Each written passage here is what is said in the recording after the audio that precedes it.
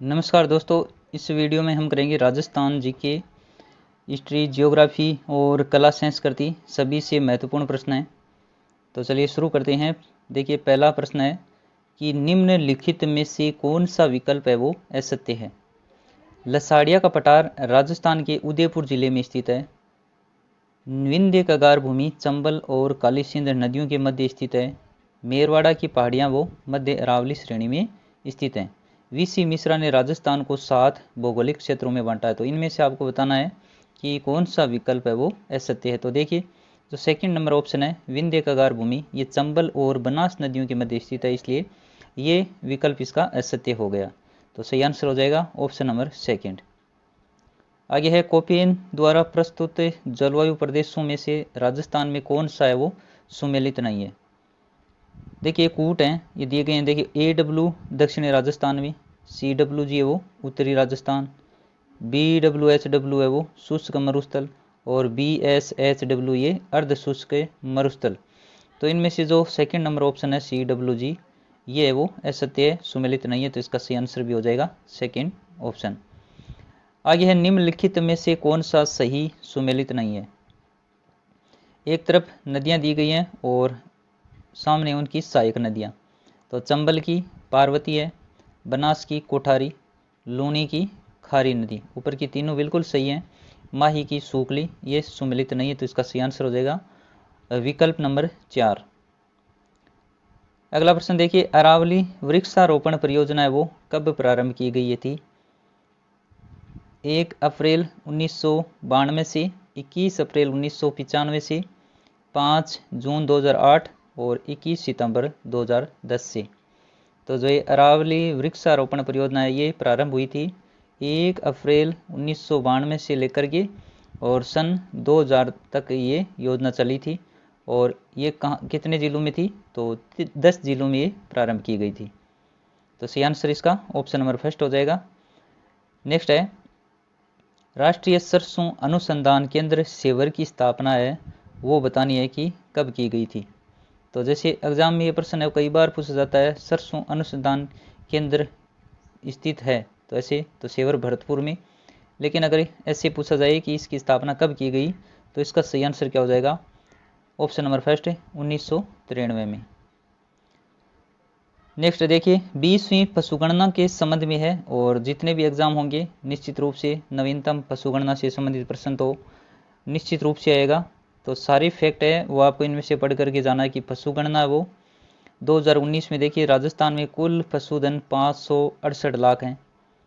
उसके बाद में है कि 2012 की तुलना में कुल पशुधन में 1.66% की है वो वृद्धि हुई है और राजस्थान का पशु घनत्व है 166 प्रति वर्ग किलोमीटर है और 20वीं पशुगणना 16 अक्टूबर 2019 को की गई थी। तो इनमें से कौन सा जो विकल्प है वो बिल्कुल असत्य है। ऑप्शन नंबर सेकंड में देखिए, 1.66% की वृद्धि न होकर के क्या हुई है, कमी दर्ज की गई है। जैसे कि जो ये 20वीं पशुगणना है ये भी पूछा जा सकता है कि ये जो पशुगणना हाल ही में की गई है 2019 में, ये कौन सी थी। तो ये 20वीं पशुगणना है। 19वीं जो पशुगणना थी उसमें देखिए जो कुल पशुधन था वो 577 लाख था और ये 20वीं पशुगणना में देखिए आंकड़ा हो गया 568 लाख। इसीलिए ये 1.66% की है वो कमी दर्ज की गई है। चलिए नेक्स्ट है, निम्नलिखित में से कौन सा सही सुमेलित नहीं है। तो ये जिले और सामने दिया गया इनका जनसंख्या घनत्व है। जयपुर का देखिए 595, भरतपुर का 503। अब अगर आपको एग्जाम में पूछ जाए कि 500 प्लस घनत्व वाले कितने जिले हैं तो सही आंसर हो जाएगा 2 जिले। उसके बाद में दौसा का 476 है और अलवर का दिया गया 398। तो इनमें से कौन सा है वो सही नहीं है। अलवर का देखिए जो 398 दिया गया ये बिल्कुल असत्य है। अलवर का भी 400 प्लस है, 438 है घनत्व अलवर का और उसके बाद में 398 वो हो जाएगा धौलपुर का। तो 398 धौलपुर का है और 438 अलवर का, 476 दौसा, 503 भरतपुर और 595 जयपुर का है। नेक्स्ट है, सूरती, मेहसाणा, बधावरी और रथ। ये बताइए किस पशु की नस्लें हैं। तो देखिए, सूरती, मेहसाणा, बदावरी, रथ और ये भैंस की प्रमुख नस्लें हैं, तो सही आंसर हो जाएगा विकल्प नंबर 3। आगे है निम्नलिखित में से कौन सा सही सुमेलित नहीं है। तो खनिज हैं उनसे संबंधित देखिए लोहा, मोरी जावानोल और नाथरा की पाल। तांबा के लिए दिया गया पूर्वनेड़ा और पूर्वदरीबा। सीसा जस्ता के लिए रामपुर आगुचा और चौथ का बरवाड़ा। और चांदी के लिए दिया गया आनंदपुर भूकिया और जगपुर भूकिया। तो देखिए जो ऑप्शन नंबर 4 में जो दिया गया ये आनंदपुर भूकिया और जगपुर भूकिया ये स्थान है, ये सोने से संबंधित हैं, चांदी के लिए नहीं है। तो इसका सही आंसर भी यही हो जाएगा विकल्प नंबर 4। जो आनंदपुर भूकिया और जगपुर भूकिया बांसवाड़ा में है स्थित, ये सोने के लिए प्रसिद्ध हैं। नेक्स्ट है निम्नलिखित में से कौन सा ऊर्जा का परंपरागत स्रोत है वो नहीं है। देखिए ऑप्शन नंबर फर्स्ट में जल विद्युत, तापीय विद्युत, आणविक ऊर्जा और सौर ऊर्जा। तो इनमें जो सौर ऊर्जा है ये ऊर्जा का परंपरागत स्रोत न होकर के क्या है, गैर परंपरागत स्रोत है। तो सही आंसर भी ऑप्शन नंबर 4। नेक्स्ट है निम्नलिखित में से कौन सा राजस्थान में सुपर थर्मल पावर प्लांट नहीं है। विकल्प में दिए गए हैं सूरतगढ़ है, बरसिंहसर, छबड़ा और भादरेस। तो इनमें से कौन सा है वो सुपर थर्मल पावर प्लांट की श्रेणी में नहीं आता है। तो इनमें देखिए जो सही आंसर हो जाएगा वो विकल्प नंबर 2 बरसिंहसर है, वो सुपर थर्मल पावर प्लांट में नहीं है। बाकी सूरतगढ़ है, छबड़ा है, भादरेस है, इसके अलावा कालीसिंध, कवई और ये भी उसमें शामिल हैं सुपर थर्मल पावर प्लांट में। तो आपको ये ध्यान में रखने हैं प्रमुख जो 6 हैं कौन कौन से, सूरतगढ़, कोटा, छबड़ा, कालीसिंध, कवई और भादरेस। नेक्स्ट है राजस्थान पर्यटन के संबंध में कौन सा विकल्प सही नहीं है। देखिए विश्व पर्यटन दिवस कब मनाया जाता है, 27 सितंबर को। और जानिए क्या दिख जाए राजस्थान का नवीनतम पर्यटन लोगो है। राजस्थान में पर्यटन को उद्योग का दर्जा 1989 में दिया गया और पर्यटन को जन उद्योग का दर्जा 2004-05 में दिया गया। तो इनमें से असत्य विकल्प पहचानना है, देखिए वो है ऑप्शन नंबर जो 2 दिया गया है, ये बिल्कुल असत्य है। अब राजस्थान का जो नवीनतम पर्यटन लोगो है वो है पधारो हमारे देश।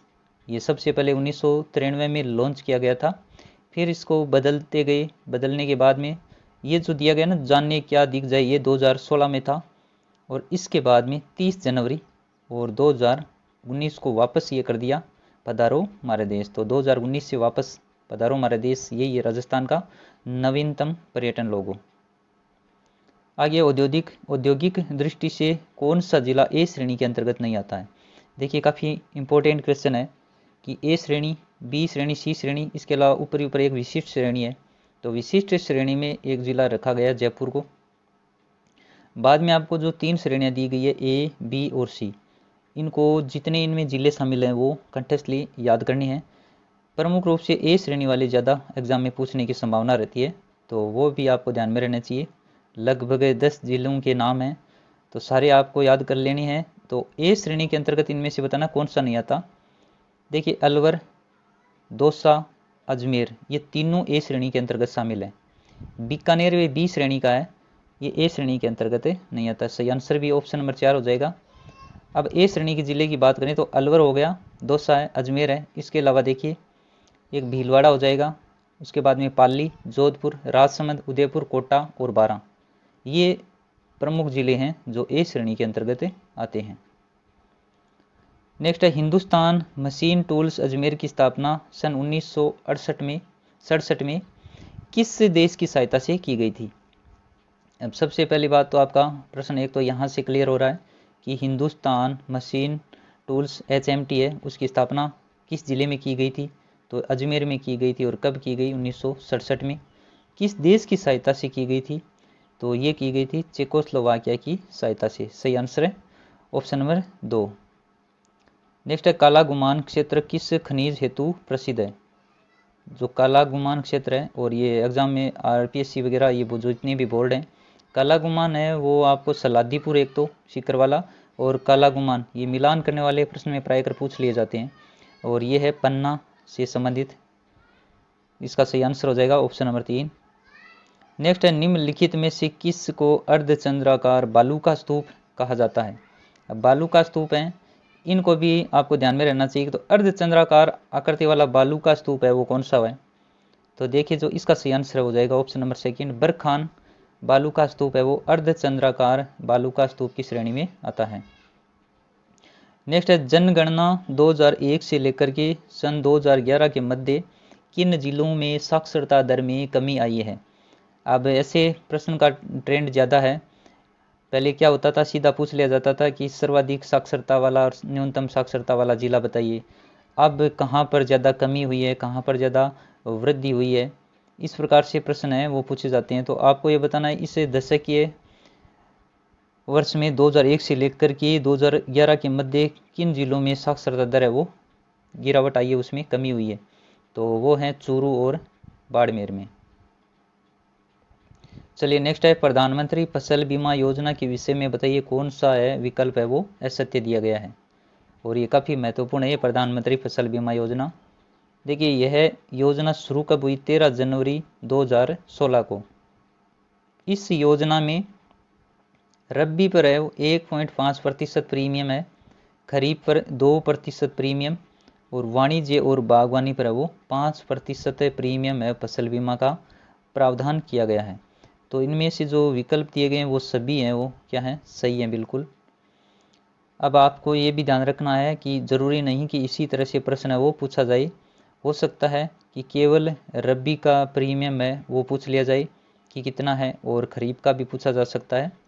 और ये प्रश्न एक बार पूछा भी गया है आरपीएससी के द्वारा कि रबी की फसल पर कितना प्रीमियम है या फिर खरीफ के बारे में से। तो इसका सही आंसर आ जाएगा उपयुक्त सभी, ये बिल्कुल सही है। अच्छा, इसमें यह पूछा गया है कि कौन सा असत्य है। तो इनमें से कोई भी असत्य नहीं है, सारे सही हैं। तो सही आंसर हो जाएगा ऑप्शन नंबर 3, इनमें से कोई नहीं। आगे गुर्जर प्रतिहार की उत्पत्ति से संबंधित कौन सा विकल्प असत्य है? देखिए चौहान और राजपूतों की उत्पत्ति और गुर्जर प्रतिहार की उत्पत्ति से संबंधित ये प्रश्न भी पूछे जाते हैं। तो ईरानी मूल कैनेडी ने माना है, शक जातियों के वंशज किसने माना? कनिंगम ने, विदेशी गुर्जर के वंशज देरका भंडारकर और भारतीय मूल के देरका है स्मिथ। तो इनमें से आपको बताना है कि कौन सा है वो गलत दिया गया है। तो स्मिथ वाला है, ये भारतीय मूल का स्मिथ ने नहीं माना है। स्मिथ ने क्या माना है? हूण शासकों की संतान माना इन्होंने। स्मिथ ने भारतीय मूल के तो किसने माना है? गोपीनाथ शर्मा ने और दशरथ शर्मा और के एम मुंशी ने ये भारतीय मूल के मानते हैं, गोपीनाथ शर्मा और दशरथ शर्मा। आगे है चौहानों की उत्पत्ति के संबंध में बताइए कौन सा विकल्प है वो असत्य दिया गया है। देखिए गुर्जर प्रतिहार का हो गया, वैसे ही चौहान से संबंधित देखिए अग्निकुंड से पृथ्वीराज रासो, सूर्यवंशी बेदला शिलालेख में, इंद्र के वंशज रायपाल का सेवाड़ी विलेख में और विदेशी मत डॉक्टर दशरथ शर्मा। तो जो ऑप्शन नंबर 4 दिया गया विदेशी मत है, ये दशरथ शर्मा नहीं मानते। कर्नल जेम्स टोड है, स्मिथ है, विलियम क्रूक है, ये सब विदेशी मत के पक्ष में है। दशरथ शर्मा है, ये तो इनको ब्राह्मण वंश से उत्पन्न मानते हैं चौहानों को। तो सही आंसर भी यही हो जाएगा ऑप्शन नंबर 4। आगे है किसके शासनकाल को चौहानों का वो स्वर्ण युग कहा जाता है। देखिए ये चौहान शासकों का जो स्वर्ण युग माना जाता है विग्रह राज चतुर्थ यानी बीसल देव के समय को। तो सही आंसर भी ये हो जाएगा बीसल देव या फिर विग्रह राज चतुर्थ। नेक्स्ट है मारवाड़ का भूला बिसरा नायक है वो किसे कहा जाता है? राय सिंह, राज सिंह, चंद्रसेन या फिर मान सिंह। तो सही आंसर क्या हो जाएगा? ऑप्शन नंबर 3, चंद्रसेन को मारवाड़ का भूला बिसरा शासक या भूला बिसरा नायक है वो कहा जाता है। नेक्स्ट देखिए जलालुद्दीन के अभियानों का वर्णन अमीर खुसरो ने अपने किस ग्रंथ में किया है? यहाँ पर देखिए अलाउद्दीन खिलजी नहीं है, जलालुद्दीन खिलजी दिया गया है। खजाइन उल फुतुह, तारीख फिरोज शाही, मिफ्ता उल फुतह और नुए सिफियर। तो इसका वर्णन किया है मिफ्ता उल फुतुह में, ऑप्शन नंबर 3। अगर अलाउद्दीन खिलजी का पूछा जाए तो क्या हो जाएगा? खजाइन उल फुतुह में। तो अलाउद्दीन खिलजी की जो अभियान है उनका वर्णन इसमें है और जलालुद्दीन खिलजी के अभियानों का वर्णन मिफ्ता उल फुतुह में है। इसके अलावा जो जलालुद्दीन के अभियानों का वर्णन है वो बर्नी ने भी किया है अपने ग्रंथ तारीख फिरोज शाही में। तो अगर अबरनी के अनुसार पूछा जाए तो इसका सही आंसर हो जाता तारीख फिरोज शाही। आगे देखिए, हल्दी घाटी युद्ध को अबुल फजल ने बताइए क्या कहा है। तो अबुल फजल ने इसे कहा है खमनोर का युद्ध। अगर बदायूनी की हिसाब से पूछा जाए तो बदायूनी ने कहा गोगुंदा का युद्ध, और कर्नल जेम्स टोड ने इसे कहा मेवाड़ की थर्मोपल्ली। तो किसी भी तरह से एग्जाम में प्रश्न है वो पूछे जा सकते हैं कि हल्दी घाटी युद्ध को अबुल फजल ने क्या कहा, बदायूनी ने क्या कहा, या फिर मेवाड़ की थर्मोपल्ली वो किसने कहा है। नेक्स्ट देखिए, मानसिंह के किस दरबारी कवि के द्वारा मानचरित्र नामक ग्रंथ की वो रचना की गई। तो देखिए, मानसिंह के जो दरबारी कवि थे अमृत राय और कवि नरोत्तम, इन्होंने दोनों ने एक ही नाम के ग्रंथ की रचना की। दोनों का नाम सेम है, मानचरित्र। सही आंसर हो जाएगा अमृत राय व कवि नरोत्तम ने। जगन्नाथ ने की है मानसिंह कीर्ति मुक्तावली की रचना, वो भी काफ़ी इंपॉर्टेंट है। और मुरारी दास ने कौन से ग्रंथ की रचना की है, मान प्रकाश की। मान प्रकाश की मुरारी दास ने, मानसिंह कीर्ति मुक्तावली जगन्नाथ ने। तो ये तीनों आपको ध्यान में रखने हैं, अमृत राय, कवि नरोत्तम और जगन्नाथ और मुरारी दास। औरंगजेब ने शासक बनते ही राणा के पद को बढ़ाकर 6000 जात सवार कर दिया, और साथ में ग्यासपुर, डूंगरपुर और बांसवाड़ा के परगने उसके अधिकार क्षेत्र में कर दिए। बताइए किस शासक के संबंध में ये पंक्ति। औरंगजेब ने शासक बनते ही किस राणा के पद को बढ़ाकर वो 6000 जात और सवार कर दिया था। तो इसका सही आंसर क्या हो जाएगा, राज सिंह के विषय में कहा गया है। आगे, राजस्थान के प्रमुख सैनिक छावनियों में से कौन सा सही सुमेलित नहीं है। 6 सैनिक छावनियाँ थी, उसमें आपको यहाँ पर जो दी गई है नसीराबाद अजमेर में थी बिल्कुल, एरिनपुरा पाली में, नीमच है मध्य प्रदेश में, और देवली देखिए कोटा दे रखा है। तो देवली कहाँ थी, टोंक। नेक्स्ट है, निम्नलिखित में से कौन सा सही सुमेलित नहीं है। क्रांति की शुरुआत राजस्थान में कब हुई थी, तो 28 मई को नसीराबाद से हुई थी, बिल्कुल ये सही है। भरतपुर देखिए 31 मई, नीमच है वो 3 जून, अलवर दे रखा है 21 अगस्त। तो अलवर है वो 21 अगस्त में नहीं होकर कब हुई थी, अलवर में 11 जुलाई को। तो सही आंसर ऑप्शन नंबर 4 हो जाएगा इसका। आगे, राजपूताना मध्य भारत सभा की स्थापना 1918 में किस स्थान पर की गई थी। अब आपको क्या करते हैं, परीक्षा में देखते ही वर्धा है तुरंत इसको सही मान लेते हैं। तो वर्धा ये नहीं है, ये है राजपूताना मध्य भारत सभा, राजस्थान सेवा संघ नहीं है ये। तो राजपूताना मध्य भारत सभा की स्थापना वो दिल्ली के चांदनी चौक में स्थित मारवाड़ी पुस्तकालय में की गई थी। और इसका जो तीसरा अधिवेशन हुआ था जमनालाल बजाज की अध्यक्षता में, वो वहाँ पर अजमेर में हुआ था। तो ये भी आपको ध्यान में रखना है। 1920 में इसका तीसरा अधिवेशन हुआ था राजस्थान में, और उसकी अध्यक्षता की थी जमनालाल बजाज के द्वारा, और वो कहाँ पर हुआ था, अजमेर में। तो ये दोनों फैक्ट आपको ध्यान में रखने हैं। आगे देखिए, बिजोलिया किसान आंदोलन के विषय में कौन सा कथन है, बताइए सही नहीं है। देखिए, बिजोलिया किसान आंदोलन से संबंधित 2 किसान थे, नानजी पटेल और ठाकरे पटेल, और 2 किसान मेवाड़ के महाराणा के पास शिकायत लेकर पहुंचे थे ये दोनों। कृष्ण सिंह ने चौरीकर नामक शुल्क लगाया था। तलवार बंधाई नामक शुल्क है वो पृथ्वी सिंह के द्वारा लगाया गया था। और सन 1916 में विजय सिंह पथिक ने इस आंदोलन की बागडोर किसे सौंप दी, साधु सीताराम दास को। तो ये जो ऊपर के जो फैक्ट दिए गए हैं इनमें से कौन सा असत्य है, और इसमें ये पूछा कौन सा सही है। तो ये बिल्कुल ये सभी सही हैं, 1 2 3 4 ये सभी बिल्कुल सत्य हैं। नेक्स्ट देखिए, शंकरदेव राय समिति का संबंध राजस्थान एकीकरण के किस चरण से है। ये समिति गठित की गई थी, कौन से चरण में गठित की गई थी, तो ये इसका संबंध है 5वें चरण से। व्याख्या में देखिए, भरतपुर और धौलपुर की जनता की राय जानने के लिए एक समिति गठित की गई थी, शंकरराव देव समिति। और इस समिति के अन्य सदस्य की बात करें तो आर के सिधावा और प्रभु दयाल है, ये 2 सदस्य। ये भी एग्जाम में पूछा जा सकता है कि इसमें कौन कौन शामिल थे, आर के सिधावा और प्रभु दयाल। अगला क्वेश्चन है, जयपुर राज्य मीणा सुधार समिति का गठन बताइए कब किया गया था। जयपुर राज्य मीणा सुधार समिति का गठन कब किया गया था, 1933, 1944 में, 1945 में, या फिर 1946 में।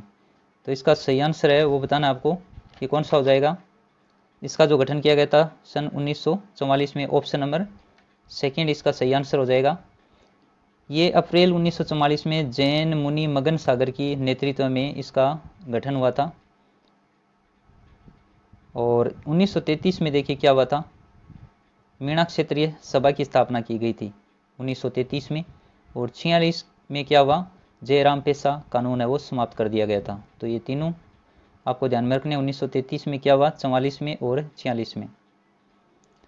आगे सुमित्रा देवी, इंदिरा देवी, विद्या देवी और शारदा देवी है, इन महिलाओं का संबंध है वो किस प्रजामंडल आंदोलन से था। तो ये सभी महिलाएं जयपुर प्रजामंडल आंदोलन से संबंधित हैं। सही आंसर है विकल्प नंबर फर्स्ट।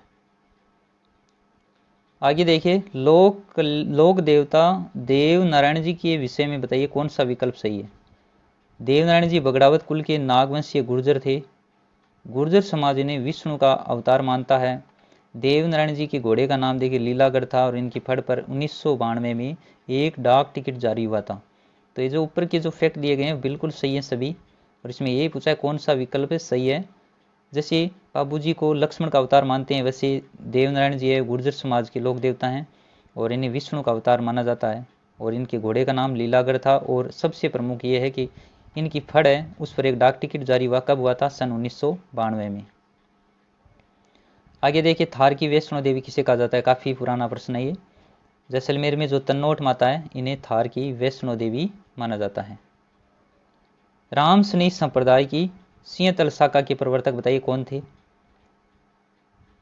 दरियाव जी, हरि रामदास जी या फिर रामचरण जी। तो ये सिंहतल शाखा के प्रवर्तक कौन थे, हरि रामदास जी। बीकानेर में इनका जन्म हुआ था। और सबसे प्रमुख बात है, इनकी एक प्रमुख कृति है वो आपको ध्यान में रखनी है, निशानी। एग्जाम में पूछी जा सकती है।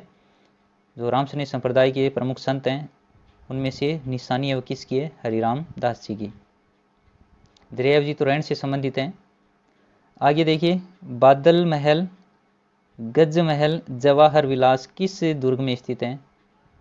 मेहरानगढ़ दुर्ग, जैसलमेर दुर्ग, रणथंभौर दुर्ग या फिर कुंभलगढ़ दुर्ग। तो गज महल, जवाहर विलास और बादल महल ये संबंधित हैं जैसलमेर दुर्ग से। ऑप्शन नंबर जो सेकंड है वो इसका सही आंसर माना जाएगा। आगे देखिए, हेरम्ब गणपति मंदिर किस जिले में स्थित है। हेरम्ब गणपति मंदिर है वो बीकानेर जिले में स्थित है। ऑप्शन नंबर 3 सही माना जाएगा। और इसकी क्या विशेषता है, इस मंदिर को देखिए निर्माण है वो हेरम्ब गणपति मंदिर है, उसमें एक गणेश मूर्ति है। और गणेश जी की सवारी क्या होता है, मूषक होता है, चूहा होता है। लेकिन इस मंदिर में जो गणेश मूर्ति है उसको किस पे सवार बताया गया, शेर पर। ये मूषक पर सवार न होकर के ये गणेश मूर्ति शेर पर सवार है। और ये मूर्ति है जो अनूप सिंह थे वो दक्षिण भारत की विजय करने के बाद वहाँ से इसे लाए थे, इसकी स्थापना करवाई। तो हेरम गणपति मंदिर है इसलिए महत्वपूर्ण है और ये बीकानेर जिले से संबंधित है। आगे है साहेबदीन और मनोहर है वो किस चित्र शैली से संबंधित हैं। मेवाड़, कोटा, बीकानेर या फिर अलवर। तो ये सभी साहेबदीन और मनोहर हैं ये महाराणा जगत सिंह के कालीन चित्रकार थे और मेवाड़ चित्र शैली से संबंधित थे।